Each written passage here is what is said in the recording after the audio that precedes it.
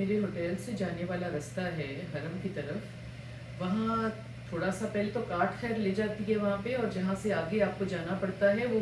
نیچے ٹیکسیز بھی کھڑی ہوتی ہیں، اور اوپر آپ جو بنا ہوا ہے واک وے جو ہے، جو فٹ پاتھ جس کو کہتے ہیں، وہاں پہ آپ چڑھ نہیں سکتے بیکاز وہاں پہ فقیر بیٹھے ہوئے ہیں، اور موسٹلی بچے فقیر ہیں، اور وہ بچے بھیک بھی مانگ رہے ہیں، وہ سوئے ہوئے ہیں، وہ گندے ہیں۔ وہ میں تو برداشت کر رہی تھی 2 دن سے، لیکن آج میں نے دیکھا کہ جہاں میں بیٹھ کے کارٹ کا انتظار کر رہی تھی ہوٹل جانے کے لیے، وہاں 4-5 بچے کھڑے تھے، گندے ترین تھے وہ بچے، اور ان کے ہاتھوں میں کچھ ٹافیاں تھیں جو کہ وہ مانگ کے لائے ہوئے تھے، اور کچھ وہ پیسے آپس میں گن رہے تھے۔ مجھے افسوس اس بات کا یہ ہے کہ سامنے اللہ کا گھر ہے، جس کو یہاں کی حکومت چمکا رہی ہے، پانی وافر مقدار میں ہے،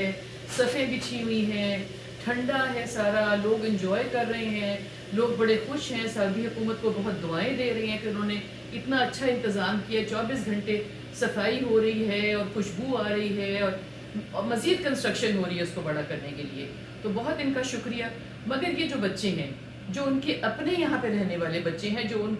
کے یہاں پیدا ہوئے ہیں، ان کا کیا یہ ان کا حق نہیں ہے کہ یہ ایک اچھے شہری بنے؟ کیا ان کا حق نہیں ہے کہ یہ اسکولوں میں جائیں، ان کو خوراک صحیح ملے، ان کو لباس اچھا ملے، اور یہ بھی جا کے ہماری طرح ایک انجوائے کر سکیں یہ عبادت؟ اندر اتنا چمک رہا ہے اور سائڈ پہ یہ حال ہے، فٹ پاتھ پہ آپ چل نہیں سکتے، اتنے فقیر بچے ہیں، تو بہت ہی افسوس والی بات ہے۔ اور میں یہ سوچ رہی تھی کہ ہمارے اپنے ملک میں بھی ہم کیا کرتے ہیں، ہم اب خود بہت سج بن کے نکلتے ہیں، مگر جو ساتھ ہمارے ایک مائی ہوتی ہے، جو بچے کو جس نے میرے اٹھایا ہوتا ہے، اس کے ایک تو کپڑے صحیح نہیں ہوتے،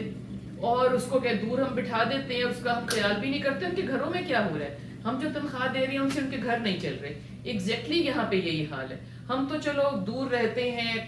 تھوڑے سے بیوقوف بھی ہیں، تھوڑا سا سیکھنے کی کوشش کر رہے ہیں، مگر یہ جو اللہ کے گھر کے قریب ہے،